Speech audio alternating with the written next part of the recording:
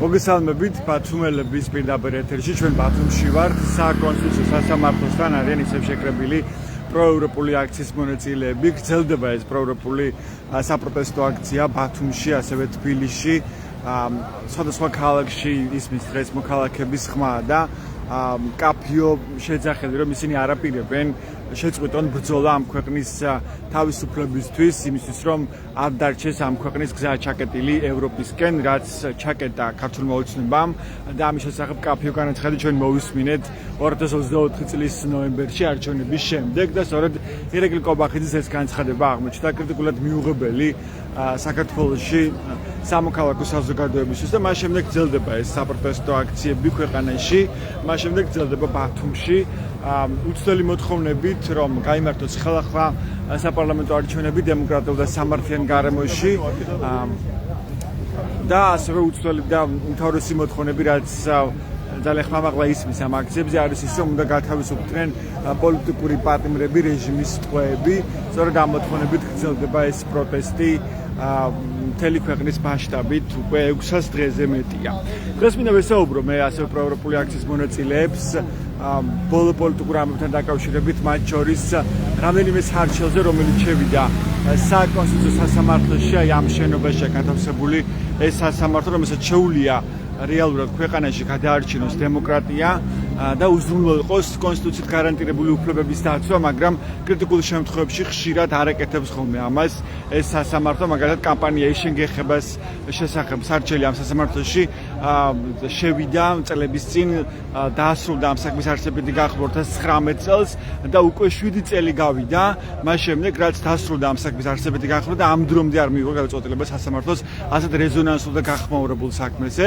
ასევე მაგალითად პრეზიდენტის სარჩელი როცა შევიდა ამ სასამართლოში 2024 წელს და პრეზიდენტმა თავის სარჩელით მოითხოვა არჩევნების შედეგების ანტიკონსტიტუციურად ცნობა, რადგანაც თქვენ მაშინ გახსოვს როგორ გაჟონათ ბიულეტენებმა, ასევე როგორ დაირღვა არჩევნების საყოველთაობის პრინციპი, როცა ემიგრანტების დიდი ნაწილს არ მიეცა საშუალება რომ თავისუფალ რეჟიმში მიეცათ ხმა გახსნილ უბნებზე საზღვარგარეთ და ბევრგან არ გაიხსნა საარჩევნო უბნები, იქ სადაც უნდა გახსნილიყო და სწორედ ამ არგუმენტებით შეიტანა პრეზიდენტმა სარჩელი სასამართლოში, მაგრამ ეს სარჩელი არც კი განუხილავს საკონსტიტუციო სასამართლოს დატოვეს განუხილველი, იგი რუსული კანონი, რომელთაც დემოკრატიის საბოლოოდ დამარცხებას ცდილობს ქვეყანაში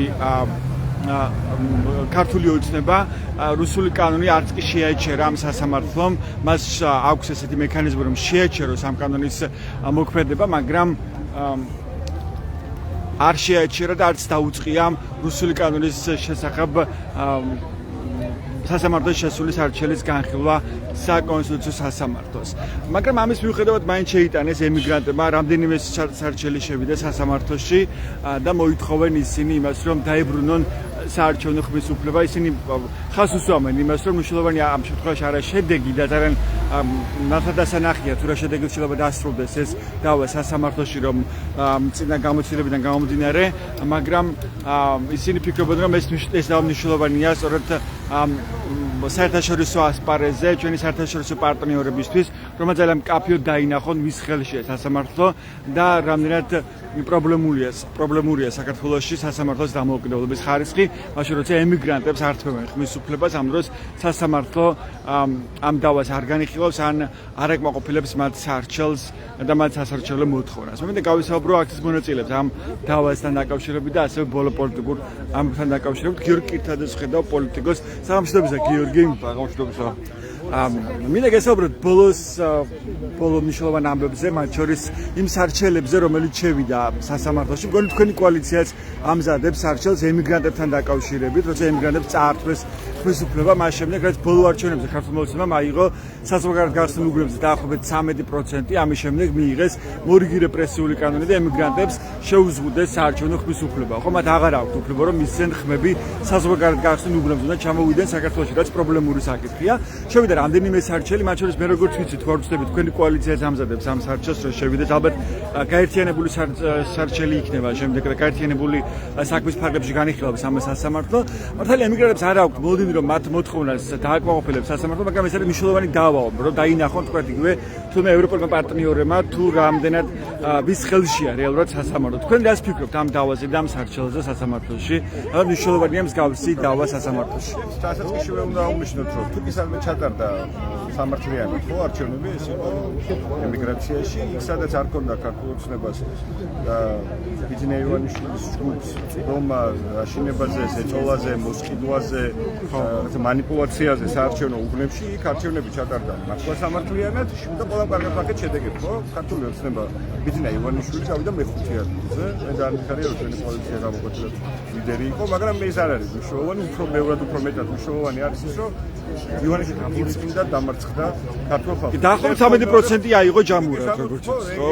მეც მოკლედ დიდი უპირატესობით პირწმინდა დამარცხდა. თავისუფალ გარემოში გამოჩნდა როგორია ქართული ოცნების რეიტინგი. აი როგორ წარმოვიდგენია, აბა რატო უნდა იყოს ხო ამ ხელა განსხვავება რეალობაში? თავარი განსხვავება რაც ქმნის ბუნებრივი არის ის მექანიზმები, რომელიც ივანიშვილს აქვს ხელთ, ეს არის გაშინება, ეს არის მოსყიდვა, ეს არის ძალადობა ამ მრჩეველზე და ამიტომ არის საერთოდ აცდენილი შედეგები, რომელიც გამოქვეყნდა ემიგრაციაში და შემდეგ აქ CSKO-ს ეგრეთ წოდებული CSKO-ს დახვდა.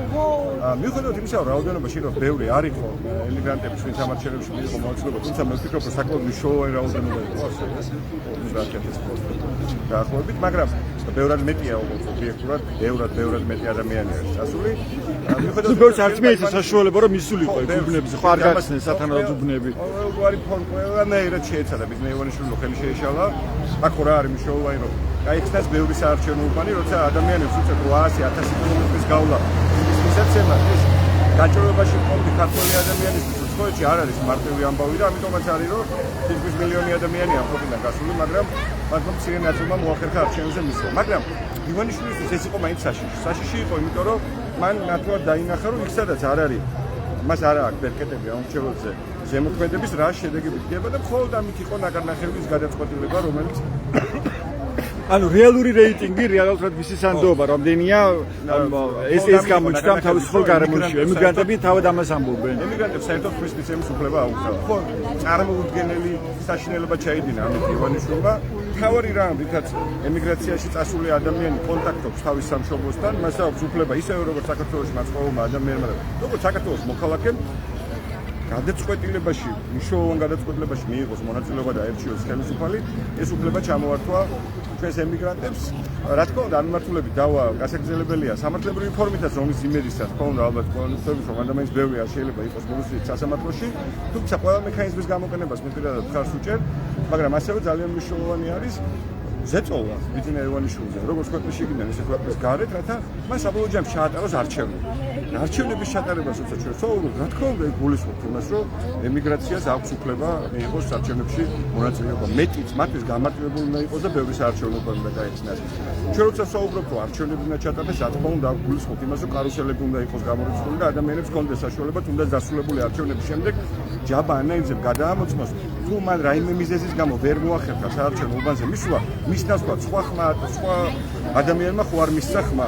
როცა ჩვენ ვსაუბრობთ სამართლიან არჩევნებზე, ძალიან მნიშვნელოვანია, რომ საარჩევნო ადმინისტრაცია ელემენტარულ დობას მაინც რაღაცა იწვევდეს საზოგადოებაში. როგორ შეიძლება ერთი პარტიის მიერ დაკომპლექტებული, რეჟიმის მიერ დაკომპლექტებული საარჩევნო ადმინისტრაცია იყოს ყველა დონეზე და მის მიმართ ნდობა გაჩნდეს.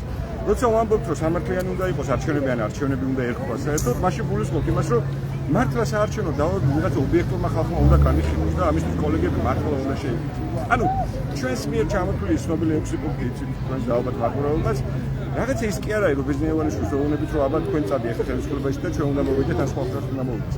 ეს არის რაღაცა ის მინიმალური ამბავი, რისი გადაწყვეტის შემდეგაც იქნება შესაძლებელი საქართველოს საზოგადოებაში დარჩეს აღქმა, რომ ხო ამ დღეს ქვია არჩევნები. ხო, მაგრამ ამ დავას სასამართლოში, საკონსტიტუციაში კონკრეტულად რა შედეგი შეიძლება გქონდეს და რა გავლენა შეიძლება გქონდეს ამ პროცესზე? რატომ ღირს ეს დავა სასამართლოში? მართლა გითხრათ, მე მაინც მიმაჩნია, რომ ყველა ფორმით და ყველა ფორმა უნდა იქნეს საბოლოო ჯამში მაინც გამოყენებული. მე მესმის რომ ხშირად საქალაქო აუცი თუ სხვა ტიპის სასამართლოებში, თუ ზღვიან სასამართლოში არანაირი დავა შეიძლება აზე არ ქონდეს, მაგრამ მოქალაქეებს უწევს თუ გვიწევს მისვლა. ხო, ამიტომ სამართლებრივი ბერკეტები იმისთვის ეს რომ ქვეყნის შიგნით და ქვეყნის გარეთაც ყველამ ნახოს, რომ ჩვენ გვინდა რომ ვიცხოვროთ სამართლებრივ სახელმწიფოში და რაღაცა ბიზნესმენებშიც არ დაუტოვოთ არანაირი სათქმელი, ბოლომდე გამოვიყენოთ ეს მექანიზმები, იმაჩნია რომ არის სწორი. ოღონდ აქვე კიდევ ერთხელ მინდა გავემეორო. რაღაცა გადაჭარბებული მოლოდინები იმისა, რომ აქ ივანიშვილის მიერ მიღებულ ამ უკანონო გადაწყვეტილებებს ამ ჩვენს გვერდით შენობაში ყოფილი ადამიანები ესე უცებ გაუხდები, რა თქმა უნდა, არც არ ზალმა ქონდეს, ამისთვის კიდევ ერთხელ მეორე არის საჭირო საზოგადოების ეწოლა ბიზნესმენებში. ასე მინდა გითხოთ ღარიბაშვილის შესახებ ექს-პრემიერი აგზავნის წერილებს ციხიდან. რა ჩანს თქვენთვის ამ წერილიდან?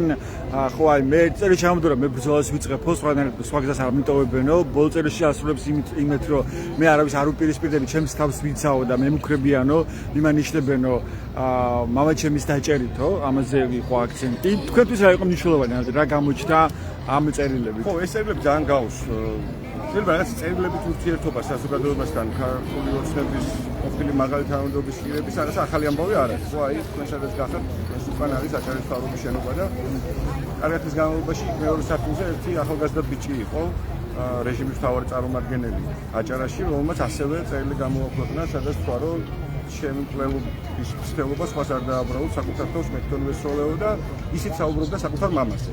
გახსოვთ ალბათ, ხო, იქ ოჯახის რაღაცა შეურაცხყოფა თუ რაღაცა, ჩემს მამას ბევრ რამეს აბრალებენ, ხო, იქ თეორიულად მძიმე ამებზე იყო საუბარი, ხო, ცენტრებზე ნარკოტიკებზე და ასე შემდეგ. მაგრამ ეს ხო ბევრ რამეს ნიშნავს. როცა აჭარის მთავრობის ყოფილი თავმჯდომარე რაღაცა ამ ტიპის წერილს აქვეყნებს, სადაც ის ამბობს, რომ მის ოჯახის უსაფრთხოება არის დიდი კითხვისმეჭდელი და რეალურად ეს პრევენციას აკეთებს, რომ საზოგადოებას ეუბნება, რომ ეხლა თქვენ დამიცავით ბიზნეს ევანიშვილს და იგივე არ გააკეთა ირაკლი ღარიბაშვილმა. აბა რას ნიშნავდა ეს მის გამოქვეყნებული პირველი წერილი, სადაც ის ამბობდა, რომ მისი ოჯახის უსაფრთხოებაზე სიამბლეში რა შეიძლება ხდებოდეს? აქ ხო ჩვენ რეალურად სახელმწიფო ძალიან დიდი დაპირისპირება ბიზნეს ევანიშვილის კარზე.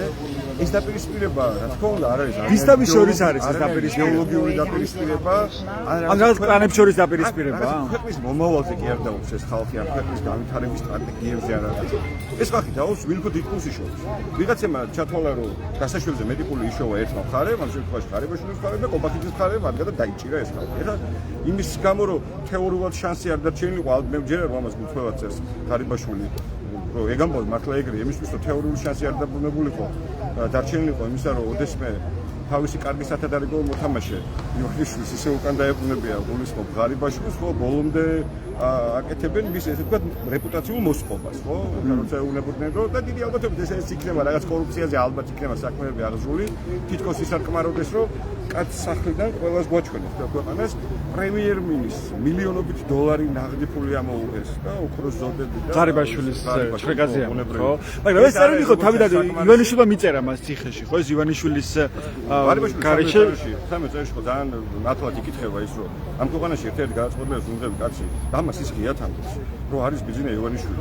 და ეს დაპირისპირება რატომ აწყობს მაშინ ამ ივანიშვილს? რა სიგებს ამ პროცესით? არა, მე მგონია რომ ივანიშვილი დგას მართლა ამ ყველა ადამიანზე, რა თქმა უნდა, ბევრად უფრო ზემოთ. მისი მთავარი მიზანი არის, რომ მას მუდმივად კონდეს, ანამ ალბათ ცოცხალია ის და რა ვიცი, მე მისი ოჯახის წევრები, მუდმივად კონდეს იმ ტიპის მნიშვნელოვანი გავლენები ამ ქვეყანაში, როცა ის თეორიულადაც კი არ დაუშვებს იმას, რომ ის უსაფრთხოებას ან ფინანსების რაღაცა ამბობს, საფრთხე რამენერად დაემკვიდროს. ამისთვის მას ჭირდება მორჩილი მთავრობა ამ ქვეყანაში. ეხლა იქ რაღაცა ღარიბაშვილი კომპაქტებს და იჭყურებს და ვინმის აჯობებს. რა ვიცი, ხო ბიზნეს ევანიშვილი აირჩევს იმას, ვინც იმ კონკრეტულ მომენტში მისთვის იქნება უფრო მეტად საჭირო. ჯამურად ამოთი უფრო იმყარებს თავის პოზიციებს ივანიშვილი თუ სუსტდება მისი პოლიტიკური ძალა, რომელიც ცდილობს დიქტატურა დაამყაროს ქვეყანაში. ოდნავ თუ დაფიქსდებით ყველანი და განსაკუთრებით უნდა დაფიქსდეს ის ადამიანები, ვინც დღეს რეჟიმს ემსახურებიან, უნდა მიხვდნენ კარგად, რომ ძალიან მძიმე ვითარებაში არის ბიზნეს ევანიშვილი და ის გუნდი, სადაც ისინი იმყოფებიან. პრაქტიკულად დაუცველი ადამიანი არ არსებობს ამ გუნდში. თუ ირაკლი ღარიბაშვილის ოჯახის უსაფრთხოება შეიძლება საფრთხე დაემუქროს. თუ თორნიკე რიჟვაძის ოჯახის უსაფრთხოება შეიძლება საფრთხე დაემუქროს. ვისგან ემუქრებათ ეს საფრთხე? რადგან რუსებისგან, ან რა ვიცი, ირანისგან კი არ ემუქრებათ. იმ ხალხისგან ემუქრებათ, ვისთან ერთადაც გუშინ არჩევნებს აყალბებდა და ფულს იპარავდა. ხო ყველა კარგად უნდა მიხვდეს საბოლოო ჯამში რასთან გვაქვს საქმე.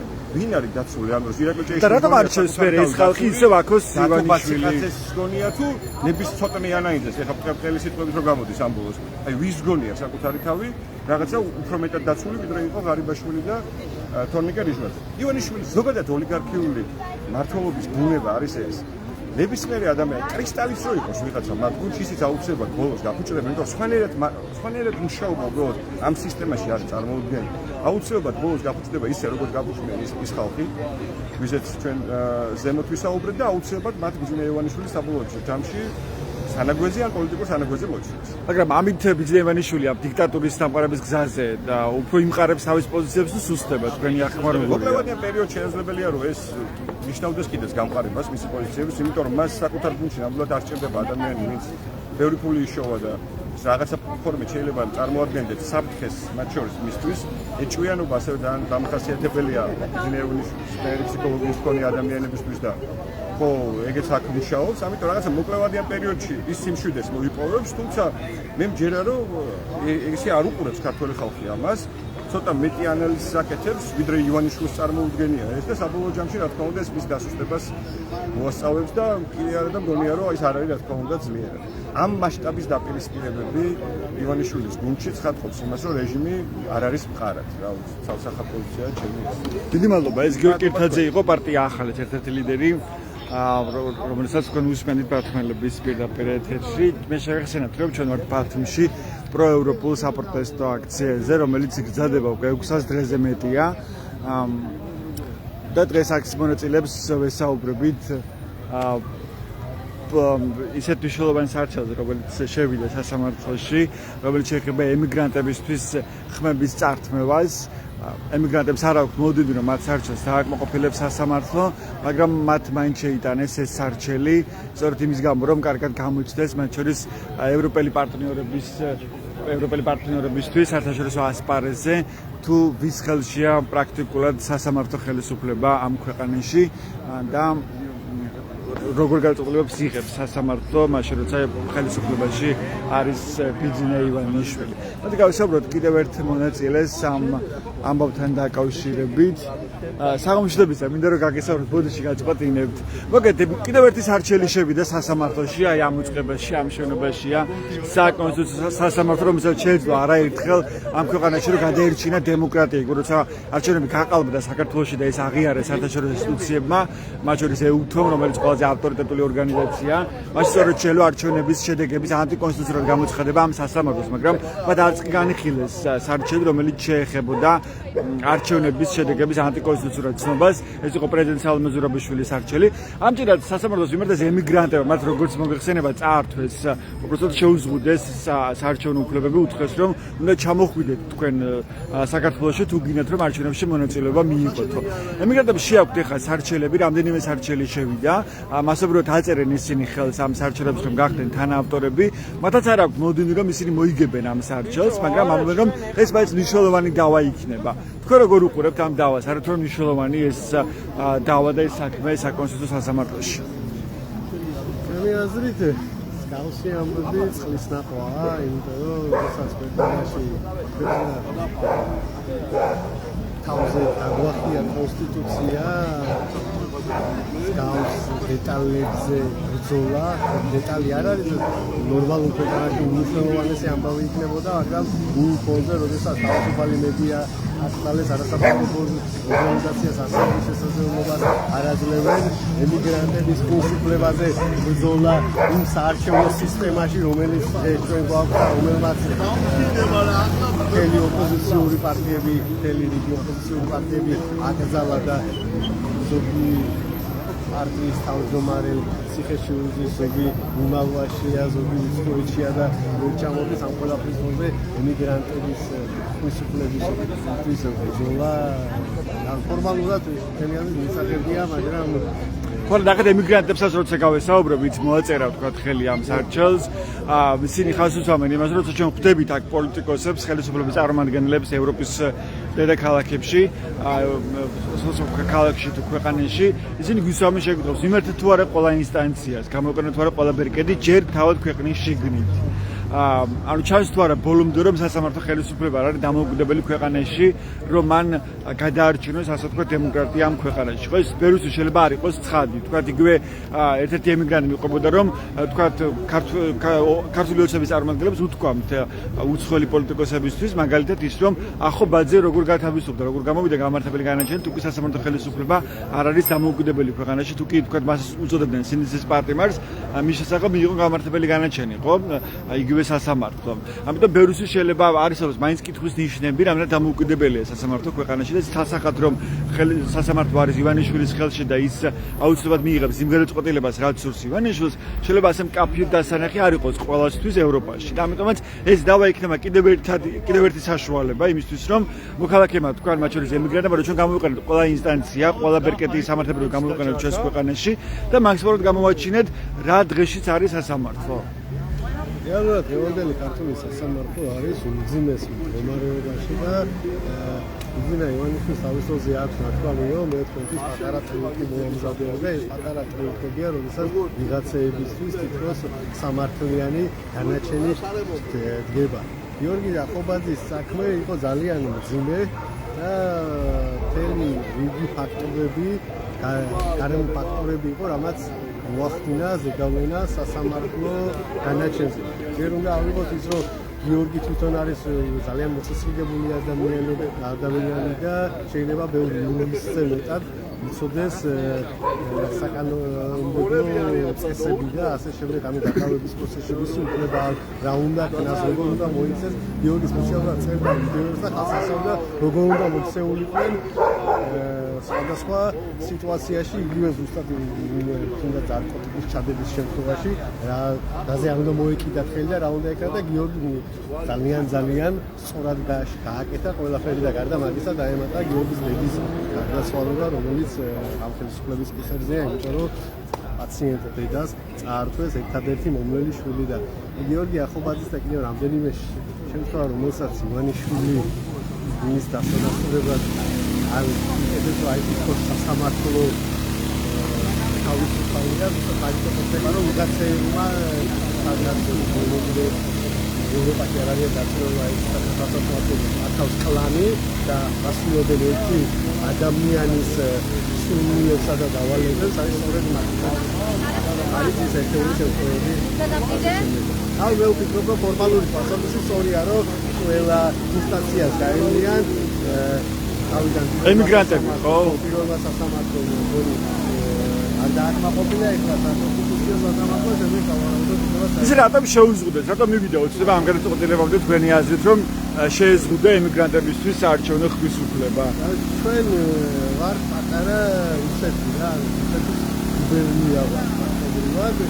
უბრალოდ ჩემი აზრით ახლა რუსეთის ხელისუფლებისთვის არის მომგებიანი, რომ ეს პატარა შავი ქვევრი, სადაც მისი მათაკულო მოსახლეობის ნაწილი თავშესაფარს ნახულობს, იყოს ასე დამოუკიდებელ სახელმწიფო. რეალურად ეს კანონი, ანუ ყველა იგივე რუსული კანონი რაღაცები, ანუ რუსეთიდან გადმოკოპირებული კანონია, ხო ესეც რუსული კანონია, რუსეთში მიიღეს, თუ ემიგრანტებს არ ჰქონდათ არჩევნებში მონაწილეობის უფლება და არჩევნებში ემიგრანტების ხმა აჩვენებს ბოლო არჩევნებში უკვე აჩვენა ოცნების რეალური ძალა.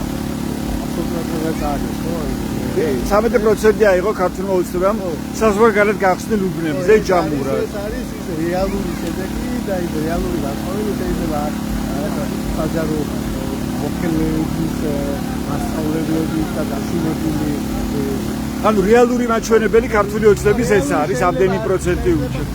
ასე ბოლომდე ასეთი სავალალო შედეგი არ ქონდეს, მაგრამ მაქსიმუმ შეიძლება უძიებითი ხმა მოიპოვოს არჩევნებში რეალურად სამართლიან არჩევნებში, სადაც მოსყიდვა არ იქნება, სადაც ხალხის დაშინება არ იქნება. ხო, თავისუფალ გარემოში მისცენ ადამიანებმა ხო და აიღო 13% ქართულმა ოცნებამ. ხო, ჯამურად ეს მაჩვენებელი დაჯდა საზღვარგარეთ გახსნილ უბნებზე და დღეს ემიგრანტები გამოვიდა, რომ სწორედ ეს აჩვენებს ქართული ოცნების რეალურ რეიტინგს და ამის ეშინია ქართული ოცნებას და ამიტომაც ჩაგვხსნეს არჩევნებიდან. ცხოვრები ხალხი არიან სპეციალიზებულები უკვე დაინახეთ მათ კარგი ცხოვრება, იციან როგორი უნდა იყოს სახელმწიფო და როდესაც ამ ხელა გამოცდილება უმარგებს თუმცა ამ ყველაფერს ვერ არ მოსწონს ქართული ოცნება მათ ეშინიათ რომ ვიღაცებმა არ დაფიქრდნენ აი თქვენ უბრალოდ შეიძლება იმას გაიგოთ რატო არ მოსწონს ინგლისში მცხოვრებ ქართველებს ქართული ოცნება ამერიკაში მცხოვრებ ქართველებს ქართული ოცნება დაფიქრდეს შეიძლება მოსახლეობა ამაზე არ შეშინიოს.